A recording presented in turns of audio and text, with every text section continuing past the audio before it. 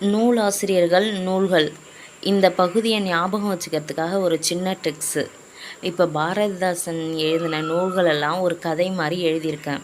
அதே மாதிரி ஒவ்வொரு ஆசிரியர்கள் எழுதினத ஒரு கதை மாதிரி சொன்னால் அது நம்மளுக்கு ஈஸியாக ஞாபகத்துக்கு இருக்கும். அதனால் ஃபஸ்ட்டு இதை ஒரு கதை மாதிரி சொல்கிறேன், உங்களுக்கு ஞாபகம் இருக்குதான்னு பாருங்கள். இதை நான் 2017 படிக்கும்போது ஒரு அக்கா இந்த வீடியோ போட்டிருந்தாங்க. இதே மாதிரி கதைங்க வச்சு போட்டிருந்தாங்க. அது எனக்கு நல்லா ஈஸியாக ஞாபகத்துக்கு இருந்துச்சு. அதனால் அது ஒரு 4-5 டாபிக் போட்டிருந்தாங்க, 4-5 ஆத்தர் பேர்.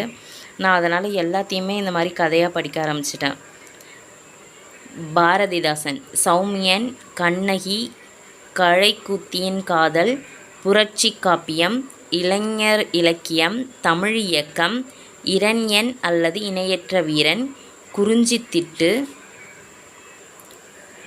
காதலா கடமையா, தமிழச்சியின் கத்தி, நல்ல தீர்ப்பு, சேரதாண்டவம், மணிமேகலை வெண்பா, குடும்ப விளக்கு, இருண்ட வீடு, அமைதி, பாண்டியன் பரிசு, சஞ்சீவி பர்வதத்தின் சாரல், காதல் நினைவு, எதிர்பாராத முத்தம், அழகின் சிரிப்பு, இசையமுது தொகுதி 1-2, பாரதிதாசன் கவிதைகள் 1-2-3. இப்போ கதையை பார்ப்போம். சௌமியன்ற பையன், பாரதிதாசன் ஒரு கதை சொல்கிறாரு. யார்? பாரதிதாசன் ஒரு கதை சொல்கிறாரு சௌமியன்றவனை பற்றி. சௌமியன்ற பையன் கண்ணகின்ற பொண்ணை காதலிக்கிறான். சௌமியன்ற பையன் கண்ணகின்ற பொண்ணை காதலிக்கிறான். அந்த கண்ணகி ஒரு கலைக்கூத்தி. சௌமியன்ற பையன் கண்ணகின்ற பொண்ணை காதலிக்கிறான். அந்த கண்ணகி ஒரு கலைக்கூத்தி. அதான் கலைக்கூத்தியின் காதல். உடனே அவன் இளைஞர் இலக்கியம்னு ஒரு நூலை படிக்கிறான். இளைஞர் இலக்கியம் தான் ஃபஸ்ட்டு வரும்.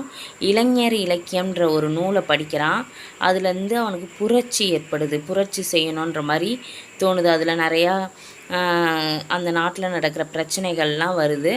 அதனால் புரட்சி காப்பியமாக அவன் நினைக்கிறான், பாண்டிய நாட்டில் புரட்சி நடக்குது, அதனால் அந்த புரட்சியில் நம்ம கலந்துக்கணுன்ட்டு ஒரு புரட்சி காப்பியத்தை, அந்த இளைஞர் இலக்கியத்துலேருந்து ஒரு புரட்சி காப்பியன்ற பகுதியை படித்து யோசிக்கிறான். அதனால் ஒரு தமிழ் இயக்கத்தை கூட்டுறான். இப்போ இயக்கம் ஆரம்பிப்பாங்கள்ல புதுசாக, அந்த மாதிரி தமிழ் இயக்கத்தை கூட்டுறான். இரண்யன் அல்லது இணையற்ற வீரன், அந்த தமிழ் இயக்கத்தை கூட்டிட்டு இரண்யனா அங்கே இப்போ இயக்கம்னா நிறைய இளைஞர்கள்லாம் கூடுவாங்க. அதான் இரண்யனா அல்லது இணையற்ற வீரர்கள் நம்பலான்னு பார்த்துருவோம் அப்படின்னு சொல்லிட்டு குறிஞ்சித்திட்டுன்ற இடத்துல தான் போர் நடக்குது. அந்த குறிஞ்சித்திட்டுன்ற இடத்துக்கு போகிறான். அந்த குறிஞ்சித்திட்டுன்ற இடத்துக்கு போகிறதுக்கு முன்னாடி அவனுக்கு யோசனை வருது, காதலா கடமையான்னு. அப்போ தான் ஐயோ காதலிக்கிட்ட நம்ம எதையுமே சொல்லலையேன்ட்டு போய் அவகிட்ட கேட்குறான். இந்த மாதிரி நான் இதெல்லாம் செஞ்சேன், ஒரு புரட்சி காப்பியம் படித்ததுனால நான் தமிழ் இயக்கம் ஆரம்பித்து இந்த மாதிரி போருக்கு போகிறேன், எனக்கு காதல் முக்கியமாக கடமை முக்கியமான்ட்டு காதலா கடமையான்னு கேட்குறான். அவள் ஒரு தமிழச்சின்றதுனால கத்தியை எடுத்து போர் தான் முக்கியம்னு கத்தியை கொடுக்குறா, தமிழச்சியின் கத்தி. சரி இதுதான் நல்ல தீர்ப்பு அப்படின்னு சொல்கிறான். நல்ல தீர்ப்புன்னு சொல்லிட்டு வரான். சேரதாண்டவம் மாதிரி போர் நடக்குது. சேரதாண்டவம் மாதிரி அங்கே போர் நடக்கும்போது இங்கே கண்ணகி ஒரு மணிமேகலைன்ற கதையில் அந்த மணிமேகலை எவ்வளோ பாவமாக இருப்பா, அந்த மாதிரி மணிமேகலை வெண்பாவாக இங்கே சோகமாக ஆயிட்டா. அந்த வீடு குடும்ப விளக்காக சந்தோஷமாக இருந்த வீடு இருண்ட வீடாக மாறிடுச்சு. இருண்ட வீடாக மாறிடுச்சு. உடனே அமைதியாகிடுது. இங்கே போரும் முடிஞ்சு அமைதியாகிடுது. இவளும் இங்கே அமைதியாக காத்துக்கிட்டு இருக்கா. போரில் பாண்டியர்கள் வெற்றி பெற்றுட்டாங்க. அந்த பையனோட குரூப் வெற்றி பெற்றுச்சு. உடனே பாண்டியன் பரிசு தராரு. பாண்டியன் அந்த நாட்டோட அரசன் பரிசு தராரு. இவன் அந்த பரிசை பெற்றுக்கிட்டு காதலியை பார்க்க வரான். சஞ்சீவி பர்வதத்தின் சாரலாக காதல் நினைவுகள் அவனுக்கு இருக்குது. சஞ்சீவி பர்வதத்தின் சாரலாக காதல் நினைவுகள் அவனுக்கு வருது. காதலிக்கு எதிர்பாராத முத்தம் தரான்.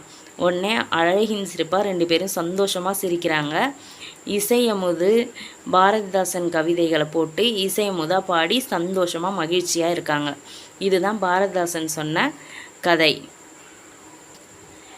இந்த மாதிரி ஒரு கதையாக நம்ம ஒவ்வொருத்தவங்களோட நூல்களையும் நினைவு வச்சு படிச்சுக்கிட்டால் நம்மளுக்கு படிக்கவும் ஈஸியாக இருக்கும். அந்த கதை ஞாபகத்தில் இருக்கிறதுனால இப்போ எது கேட்டாலும் குடும்ப விளக்குன்னா நம்மளுக்கு அந்த கதை ஞாபகத்துக்கு வந்துடும். இந்த கதையில் தானே படிச்சிருக்கணும், உடனே டக்குன்னு பாரதிதாசன் வரும். காதலா கடமையானும் போது இந்த கதை ஞாபகத்துக்கு வரும். அதனால் ஈஸியாக இருக்கும். இதை ட்ரை பண்ணி பாருங்கள்.